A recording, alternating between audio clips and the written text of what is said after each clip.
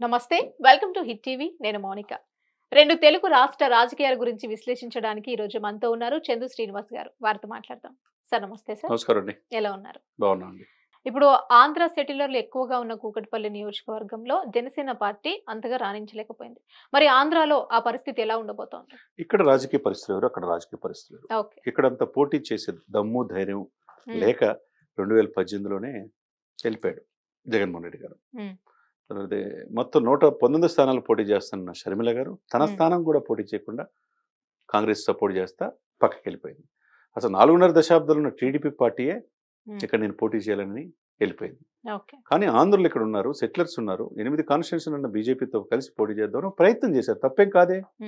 ఆయన వీళ్ళలాగా జెండాలు నైట్ పీకేసి వెళ్ళిపోలేదు కదా. తెలంగాణలో కూడా నా అభిమానులు ఉన్నారు. 40,000 ఓట్లు వచ్చినాయి కూకట్పల్లి. చాలా మందికి ఆ పార్టీని ఆస్వాదించారు. అంటే అధికారంలో గెలవకపోవచ్చు ఈరోజు. ఇప్పుడు అటు అనుకుంటే 4 సీట్లు ఉన్న బీజేపీ ఈరోజు 400 స్థానాలకి దేశంలో ఎంతగా ఎగబాకింది చెప్పండి. మరి వరుసగా మూడోసారి అధికారం తీసుకోవడానికి బీజేపీ ఎట్లా వచ్చింది? త్రిపురలో ఒక్క సీటు కూడా లేదు బీజేపీకి అప్పుడు. ఇప్పుడు త్రిపురలో 2 సార్లు ఎట్లా అయ్యారు? నిన్నగాక మొన్న ఛత్తీస్గఢ్, రాజస్థాన్, మధ్యప్రదేశ్ కాంగ్రెస్ వస్తుంది అనుకున్నారు. మొత్తం బీజేపీ ఎలా రాగలిగింది? ఏంటంటే రాజకీయ పార్టీలు ఎప్పుడు ఎలా ఉంటుందో తెలియదు. కాబట్టి తెలంగాణ పరిస్థితులు వేరు. తెలంగాణ వన్ సైడ్ డిసైడ్ అయిపోయారు. కేసీఆర్ గారికి నియంతృత్వానికి వ్యతిరేకంగా రేవంత్ రెడ్డి రూపంలో చూసుకున్నారు. అసలు యాక్చువల్లీ అవకాశం బీజేపీకి ఉంది. సంజయ్ గారిని మార్చి అవకాశాన్ని వదులుకున్నారు బీజేపీ. ఆ సిచ్యువేషన్ని కరెక్ట్గా క్యాచ్ చేసుకున్నాడు రేవంత్ రెడ్డి. రేవంత్ రెడ్డి 22 ఇయర్స్లోనే ఫిక్స్ చేసుకున్నాడు. ఆయన ఎప్పుడు అధికార పార్టీలో ఉండలా. ఎంపీటీసీ స్థాయి నుంచి ఎదిగాడు. ఒక రిపోర్టర్ కాడి నుంచి చాలా కష్టపడి ఎదిగిన వ్యక్తి. ఈరోజు ఫిక్స్ చేసుకున్నాడు. 100 సంవత్సరాల చరిత్ర ఉన్న కాంగ్రెస్ పార్టీలో యోధాన యోధుల్ని ఉద్దండులే కాదని చెప్పి ఈరోజు కాంగ్రెస్ పార్టీ గెలిపించాడు. సోనియా గాంధీని ఊరేగించాడు ఎల్బీ స్టేడియం. అది కదా ఇచ్చిన కాంగ్రెస్ 10 సంవత్సరాలు పట్టింది అధికారం రావటానికి. నాయకత్వ లక్షణాలు అంటే రేవంత్ రెడ్డి లాగా ఉండాలన్నమాట. కాబట్టి ఇక్కడ పరిస్థితులు ప్రయత్నం చేశారు. తప్పేం కాదు. ఇక్కడ ఈరోజు కాకపోయినా రేపైనా ఎమర్జ్ అవ్వచ్చు. అసలు ఇక్కడ పోటీ చేయమని చెప్పి వెళ్ళిపోయిన వాళ్ళ పరిస్థితి ఏంది? అవి అడగరేంటి మీరు? అక్కడ ఇది బేస్ చేసుకుని ఆంధ్రప్రదేశ్లో రాజకీయాలు ఉండవు. ఇక్కడ యాక్చువల్గా టీడీపీ పూర్తిగా సపోర్ట్ చేయాలి, బీజేపీ అంతగా సపోర్ట్ చేయాలి. కాబట్టి 8 అభ్యర్థులు, కొన్ని డిపాజిట్లు లేవు. గౌరవప్రదంగా 45 సీట్లు కూకట్పల్లి వచ్చినాయి. కూకట్పల్లి మనస్ఫూర్తిగా టీడీపీ బీజేపీ చేస్తే ఎందుకు ఇక్కడ జనసేన అభ్యర్థి ఓడిపోతాడు? కాబట్టి ఇక్కడ పరిస్థితులు వేరు. వన్ సైడ్గా డిసైడ్ చేసుకున్నారు. ఇక్కడ కేసీఆర్ గారిని గదిదింపాలని 10 మంది ప్రతిపక్షాలు ఎక్కువైనాయి. ఇండైరెక్ట్గా టీడీపీ కేడర్ మొత్తం సపోర్ట్ చేసింది. అందువల్ల ఒక రకంగా రేవంత్ రెడ్డి అనే వ్యక్తి టీడీపీ కర్మాగారంలో తయారైన వ్యక్తే. కాబట్టి ఆ 5 వల్ల అన్ని పారామీటర్స్ ఇక్కడ పనిచేసింది. ఇది ఎంటే డిఫరెంట్. ఆంధ్రప్రదేశ్లో పరిస్థితులు వేరు. ఇన్నాళ్ళు రాజ్యాధికారం దూరంగా ఉంటున్న సప్రెసర్ గ్రూప్స్ అంటే అనగదొక్కపడుతున్న ఆ 2 అగ్రవర్ణాలే కాకుండా కమ్మవారు 14 సంవత్సరాలు పరిపాలించారు. 3%. రెడ్లు 8%. ఇప్పుడు ముఖ్యమంత్రిగా చూశారు. ఇంకా 10 సంవత్సరాలు రాజకీయం చేద్దామని జగన్మోహన్ రెడ్డి గారు అంటున్నారు. మిగతా 89% suppressor groups. Single largest community the state of Andhra Pradesh Kapu, Telaga, బలిజలు 27% ఉన్నారు. 1,20,00,000 మంది డిసైడ్ ఫ్యాక్టర్ అవుతారు. అది పవన్ కళ్యాణ్ గారు కలిసి వచ్చే అవకాశం. దాని వెనక మిగతా ఎస్సీ, ఎస్టీ, బీసీలు కూడా కలిసి వచ్చి ఆయన ముఖ్యమంత్రి కావాలని కోరుకుంటున్నారు. ఇటువంటి సిచ్యువేషన్స్లో అలా ముందుకెళ్తారు. కానీ ఇప్పుడు ఎల్లకాలం మీరే ఉండాలంటే కాదు కదా. అంబేద్కర్ గారు అది కాదు కదా కోరుకున్నది. రాజ్యాంగంలో అందరికీ ఫలాలు అందాలన్నారు. కాబట్టి అక్కడ రాజకీయాలు ఆంధ్రప్రదేశ్లో సున్నితంగా పరిశీలిస్తున్నారు. ప్రభుత్వ వ్యతిరేకత అనేది చాలా కీలకంగా పరిణామం వల్ల అక్కడ ప్రతిపక్షాలన్నీ ఏకమై అవకాశాన్ని అందిపుచ్చుకుంటున్నాయి అన్నమాట. ఓకే. అంటే ఇప్పుడు రేవంత్ రెడ్డి గారి వెనకాల చక్రం తిప్పుతుంది చంద్రబాబు నాయుడు గారు అంటున్నారు. ఇది ఎంతవరకు నిజం అంటారు? అది ఆయన కాదండి. అదే ఆయన సీనియర్గా, ఆయన గురువుగా ఉండదు తప్పితే రేవంత్ రెడ్డి అమాయకుడేం కాదు కదా. సమకాలీన రాజకీయాల్లో స్థితప్రజ్ఞుడు, అగ్రెసివ్ పొలిటీషియన్. ఎట్లయితే సంజయ్ ఒక వ్యక్తి బీజేపీని ఏ విధంగా ఎమర్జీ తీసుకొచ్చాడో అట్లా సంజయ్ని ఒక చూసుకోవాలి ఫైర్ బ్రాండ్గా, రేవంత్ రెడ్డిని చూసుకోవాలా. ఆ రేవంత్ రెడ్డి అనే వ్యక్తి కాంగ్రెస్ నుంచి 100 సంవత్సరాల చరిత్ర ఉన్న కాంగ్రెస్ నుంచి అధికారంలో తీసుకొచ్చాడు. దాని వెనక ఎంత స్ట్రగుల్ పడి ఉంటాడు. ఆయన ఏమి వెనక గాడ్ ఫాదర్లు అవసరం. స్వతహాగా మంచి లీడరు. దాని వాయిస్ ద్వారా ఎదుటి వాళ్ళని ఎట్లాంటి వాళ్ళనైనా ఇచ్చేసుకున్నాడు. కాబట్టి మొదటి రోజు ప్రమాణ స్వీకారం అప్పుడే ప్రగతి భవన్ని ఆ కంచెలను తొలగించేశాడు. అది ప్రజలకు నిత్యం అందుబాటులో పెట్టేశాడు. తర్వాత 6 హామీల్లో భాగంగా మహిళలకు ముఖ్యంగా ఉచిత బస్సు ఇచ్చాడు. మిగతా రాష్ట్రాలు కూడా ఇంప్లిమెంట్ చేస్తున్నాయి. కర్ణాటక నుంచి అది తీసుకున్నారు. ఇది టీడీపీ కూడా మహిళకు ఉచిత బస్సు అంటారు. జగన్మోహన్ రెడ్డి గారు ఉచిత బస్సు అంటారు. ఇవన్నీ ఏంటంటే ఉచితాలు ఎక్కువ ఉంది, ప్రజల్ని సోమరపోతులు చేయటమే. కాబట్టి ప్రజలు కూడా ఏంటంటే మాకు ఇస్తున్నాడు కదా, మాకు ఎందుకు ఇరు అని చెప్పి అనుకుంటున్నారు తప్పితే 5 సంవత్సరాల్లో జరుగుతున్న అవినీతిని పట్టించుకోవట్లేదు. కాబట్టి ఇప్పుడు అవతల అవకాశాన్ని ఇక్కడ రేవంత్ రెడ్డి సద్వినియోగం చేసుకున్నాడు. అంతేగాని వెనక చంద్రబాబు నాయుడిని చూసేవి చేయలే. చంద్రబాబు నాయుడు ఇండైరెక్ట్గా క్యాడర్ హెల్ప్ చేయొచ్చు. అంతే తప్పితే ఆయన స్వతహాగా ఎదిగిన లీడర్ కాబట్టి రేవంత్ రెడ్డి కాంగ్రెస్ పార్టీ కురువృద్ధులున్న 100 సంవత్సరాల చరిత్ర ఉన్న కాంగ్రెస్ పార్టీలో అనేక అపవాదులు, అనేక తిట్టాడు, అనేక రకాలు మాట్లాడినారు అతన్ని ఎదగకుండా చేయడానికి ప్రయత్నం చేశారు. కానీ వాళ్ళు వెనకెళ్ళిపోయారు, కనుమరుగైపోయారు తప్పితే అతని స్థానం ఈ రోజున సీఎం. కాబట్టి రేపు ఎంపీ ఎలక్షన్స్లో కూడా రేపు ఆమె ఖమ్మం నుంచి పోటీ చేస్తామని సోనియా గాంధీ అనుకుంటున్నారు. కాబట్టి ఎలా గ్రాఫ్ పెరిగింది కాంగ్రెస్ అనేది మనం చూసుకోవాలి. ఓకే. అండ్ అలాగే ఇప్పుడు కాంగ్రెస్ పార్టీలో షర్మిల పార్టీ విలీనం చేశారు. సో దీన్ని ఎలా చూస్తున్నారు? నేను ఎందుకంటే తెలంగాణలో పోటీ చేసే పరిస్థితులు లేవు, ఆంధ్రాకి వెళ్ళమన్నారు. సో ఆంధ్రాలో నేను జగనన్న వదిన బాణాన్ని అని చెప్పుకున్న షర్మిల గారు ఇప్పుడు ఆ బాణానికి ఎదురెళ్ళబోతున్నారా? ఆ బాణం జగనన్న వదిలిన బాణం జగనన్నకే వెళ్తుంది. ఎందుకంటే సొంత కుటుంబంలో వ్యక్తే ఆపోజిట్ పార్టీకి, కాంగ్రెస్ పార్టీకి మిమ్మల్ని కేసులు పెట్టి వేధించారని చెప్పి భావించి మీరు ఆ రోజున కాంగ్రెస్ పార్టీ మా నాన్నగారి అత్తే వెనక సూత్రధారి అని చెప్పేసి అంటున్నారు. అదేవిధంగా రిలయన్స్ సంస్థలు అంటున్నారు. మరి అదే కాంగ్రెస్ పార్టీలో మీ సిస్టర్ ఎందుకు వెళ్ళింది? కాంగ్రెస్ పార్టీ నేను ఇది చేసుకున్నాను, అది కరెక్ట్ కాదు, కాంగ్రెస్ పార్టీ చాలా మంచిది, మా నాన్న విషయంలో కాంగ్రెస్ పార్టీ తప్పు లేదని చెప్పి షర్మిల గారు ఒప్పుకున్నారు. అదేవిధంగా ఏ బాధ్యత తప్పు చెప్పినా నేను తీసుకుంటా అన్నారు. ఇప్పుడు ఆయన కర్ణాటక నుంచి రాజ్యసభకు ఎంపిక అవుతుంది. అంటే తనే చెప్పారు కదా సార్, ఇప్పుడు కాంగ్రెస్ అది రాజశేఖర్ రెడ్డి గారిని మోసం చేసింది, ఇప్పుడు వైసీపీని ఇబ్బంది పెట్టింది కాంగ్రెస్ పార్టీ అని తనే ప్రచారం చేసింది. మరి వాళ్ళ నాన్నని మోసం చేసినటువంటి కాంగ్రెస్ పార్టీకి తిని వెళ్ళడం అప్పుడు పరిస్థితులు ఆమె చెప్పిన మాట వాస్తవమే. ఆమె రియలైజేషన్ అయ్యానని చెప్పంటుంది. కాంగ్రెస్ మా ఫ్యామిలీకి ఎటువంటి ద్రోహం చేయలేదు ఉంది.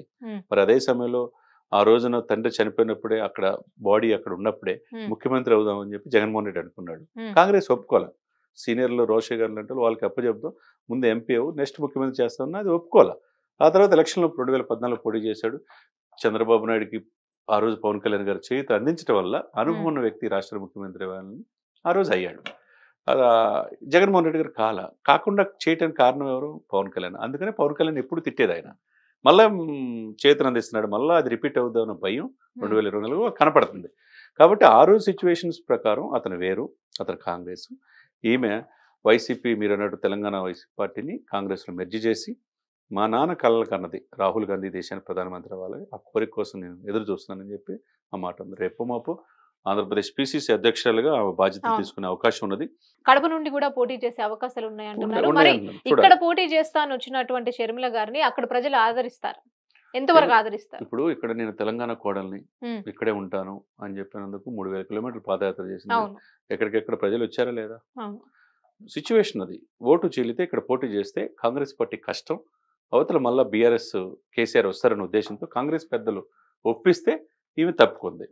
ఇప్పుడు ఆంధ్రప్రదేశ్లో ఏంటి, జగనన్న వదిలిన బాణం 2000 కిలోమీటర్ల పైనే వాళ్ళన్న జైల్లో ఉన్నప్పుడు పాదయాత్ర చేసింది. ప్రజల ఉదయాల్లో జగన్మోహన్ రెడ్డి గారికి వైఎస్ రాజశేఖర రెడ్డి బిడ్డగా ఎలా ఉందో షర్మిల గారు కూడా అదే ఉంది, ఒక మెట్టు ఎక్కువ ఉంది షర్మిల గారికి. కాబట్టి ఇప్పుడు చూడాలి మనం, వాళ్ళ బావ క్రిస్టియన్ మైనార్టీ ఓట్లు చీల్చేస్తాడు. ఇప్పుడు వైసీపీకి ఉన్న ఓటు బ్యాంక్ అంతా కాంగ్రెస్ది. సీనియర్స్ అంతా ఈరోజు లగడపాటి రాజగోపాల్ కావచ్చు, ఉండవల్లి అరుణ్ కుమార్, పల్లంరాజు గారు, వీళ్ళంతా ఏకమవుతున్నారు. అంటే మొత్తం కంప్లీట్ హర్ష కుమార్ దగ్గరికి వెళ్ళి కలవడం జరిగింది. రేపు మాపు వీళ్ళందరూ కూడా, రఘువీరారెడ్డి గారు, వీళ్ళందరూ కాంగ్రెస్ సీనియర్స్ అందరూ కూడా ముందుకు వచ్చే అవకాశం ఉంది. ఇదన్నీ ఒక రకంగా జగన్మోహన్ రెడ్డి గారికి కొద్దిగా ఇబ్బందికరమైన పరిస్థితి. ఎందుకంటే ఇప్పుడు వైసీపీలో ఉన్న కొంతమంది ఎమ్మెల్యేలు కూడా షర్మిల గారితో ఉండడానికి మేము సిద్ధంగానే ఉన్నామని కూడా బహిరంగంగా చెప్తున్నారు. సో దానివల్ల వైసీపీ పార్టీకి ఎలాంటి డెఫినెట్ గా ఇబ్బంది ఉంటుంది. ఆళ్ళ రామకృష్ణారెడ్డి ప్రస్తుతం మంగళగిరి ఎమ్మెల్యే, ఈ వైసీపీలో వీర విధేయుడు, ఆయనే వెళ్ళి షర్మిల వెంబడి తిరుగుతున్నాడు. రేపు మాపో టీడీపీకి ఇష్టం లేని వాళ్ళు డెఫినెట్గా కాంగ్రెస్ వైపు చూసే అవకాశం ఉంది. ఆ జెండా కప్పుకోవడం ఇష్టం లేని వాళ్ళు కొంతమంది టీడీపీ మీద, జనసేన మీద, పవన్ కళ్యాణ్ మీద సాఫ్ట్ కార్నర్తో జనసేనలో జాయిన్ అవుతారు వైసీపీ వాళ్ళు. ఇవన్నీ కూడా పరిణామాలు ఏంటంటే, కొద్దో గొప్ప ఓట్లు చీల్చిన 175 కాన్స్టిట్యూన్సీలు రేపు పోటీ చేస్తే ఓటు ఒక 1000 ఓట్లు కడించి 5000, 10,000 ఓట్లు చీల్చితే ఎవరికి దెబ్బ? వైసీపీ పార్టీ కదా. వైసీపీ పార్టీకి కొద్ది గడ్డు కాలంగా మనం స్పష్టంగా కనపడుతుంది. షర్మిల రాకతో జగన్మోహన్ రెడ్డి గారికి ఇబ్బందికరమైన పరిస్థితులు ఉంటాయి అన్నమాట. ఓకే.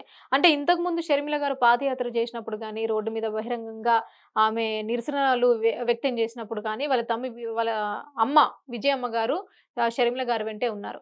సో మరి ఇప్పుడు ఇద్దరు ఆంధ్రాలోనే పోటీ చేయబోతున్నారు. మరి షర్మిల అమ్మ గారి మద్దతు ఎవరికి ఉండబోతోంది అనుకుంటున్నారు? ఆమె పరీక్షా సమయం కూతురుగా ఆమె ఎమ్మటి తిరుగుద్దా? ఎందుకంటే తెలంగాణలో ఆమె తిరిగింది కదా. మరి లేకపోతే కొడుకుగా ఆయన ఏమిటి తిరుగుద్ది అనేది మనం వేచి చూడాలి. అప్పుడు దాకా మనం వేచి చూడాల్సింది. ఇద్దరు తన కడుపున పుట్టిన బిడ్డలే కాబట్టి ఎవరి వైపు తిరగాలనేది ఆమె విచక్షణ మీదకి ఆధారపడి ఉంటుంది. ఓకే. అది మనం ఇప్పుడిప్పుడే చెప్పలేము అనమాట.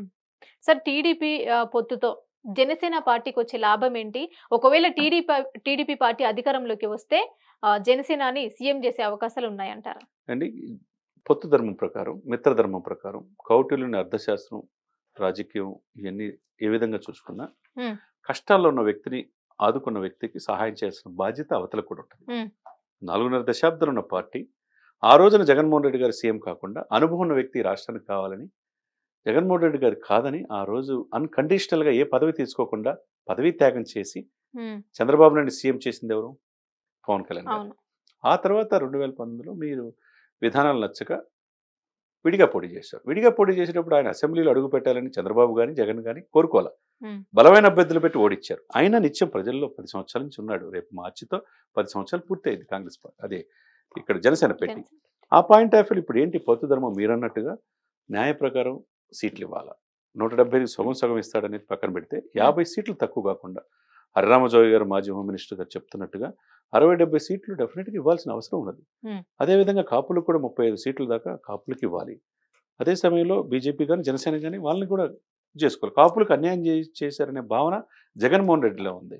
అది మరి కరెక్ట్గా యూటిలైజ్ చేసుకొని మీరు ప్రాధాన్యత గలంగా ఇస్తే కనుక ఈ కూటమికి, అంటే పొత్తు ధర్మం ప్రకారం 50 సీట్లు తక్కువ కాకుండా జనసేనకి ఇవ్వాలి.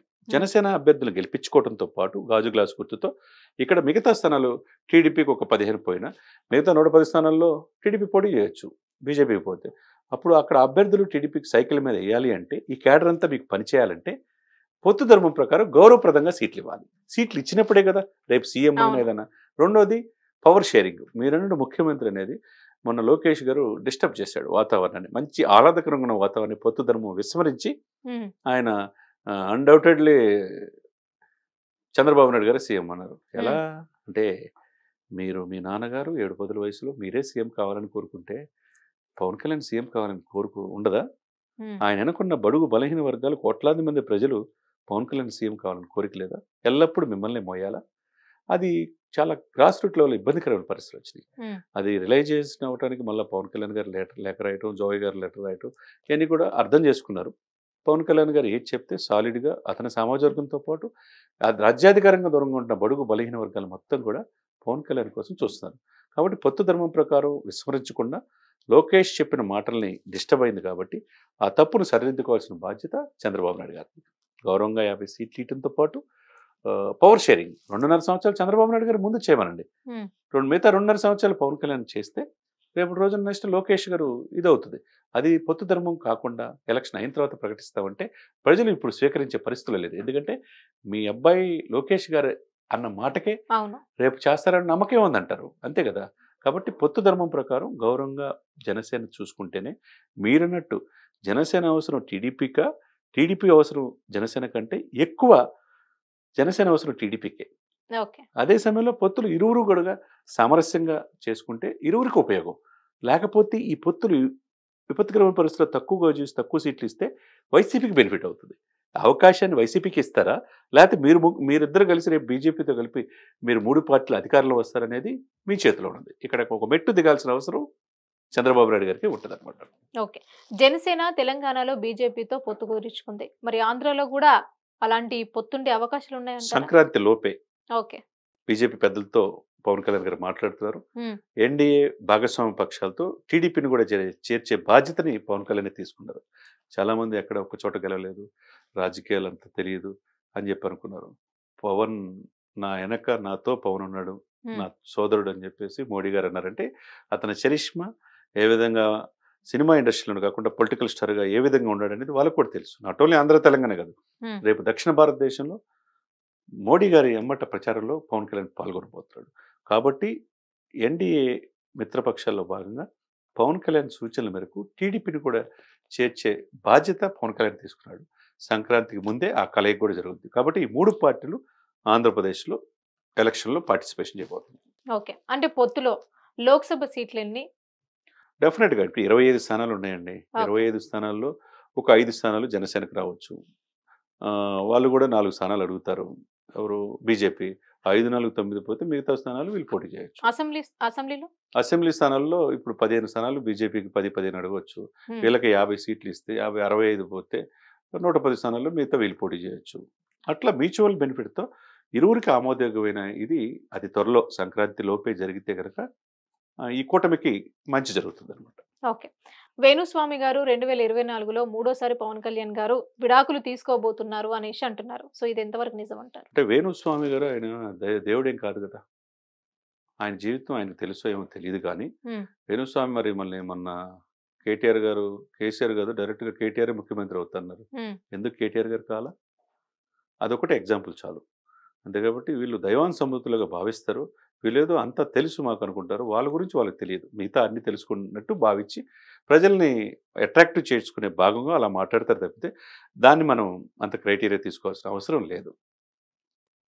మొత్తంగా ఆంధ్ర రాజకీయ పరిస్థితులు ఎలా ఉండబోతున్నాయి? ఆంధ్రప్రదేశ్ కొత్త సంవత్సరంలో కొత్త పార్టీకి, కొత్తగా ఆవిర్భించిన వైసీపీ పార్టీకి గడ్డు కాలంగా కనపడుతుంది. ప్రధానంగా ప్రతిపక్షాలు సిపిఐ నారాయణ కూడా మీరు బీజేపీతో వెళ్ళొద్దు అని పవన్ కళ్యాణ్ చెప్తున్నారు. పవన్ కళ్యాణ్ చంద్రబాబు నాయుడు కలిసి మనం అంతా కలిసి వెళ్దాం అంటున్నారు. కానీ ఇప్పుడు బీజేపీ వదిలే అవకాశం అక్కడ లేదు. కాబట్టి సిపిఐ ఒకప్పుడు ఉనికి ఉండేది, ఇప్పుడు ఉనికి అంతగా ఉండదు. కాబట్టి ప్రధానమైన ప్రతిపక్షాలన్నీ ఏకమవుతున్నాయి. జగన్ ఒక్కడే ఒంటరివాడు అయిపోతారు. కాబట్టి కొత్త సంవత్సరంలో అధికార పార్టీకి గడ్డు కాలంగానే కనపడుతుంది అన్నమాట. ఓకే శ్రీను గారు, 2 తెలుగు రాష్ట్ర రాజకీయాల గురించి బాగా చెప్పారు. Thank you so much. Thank you అన్న.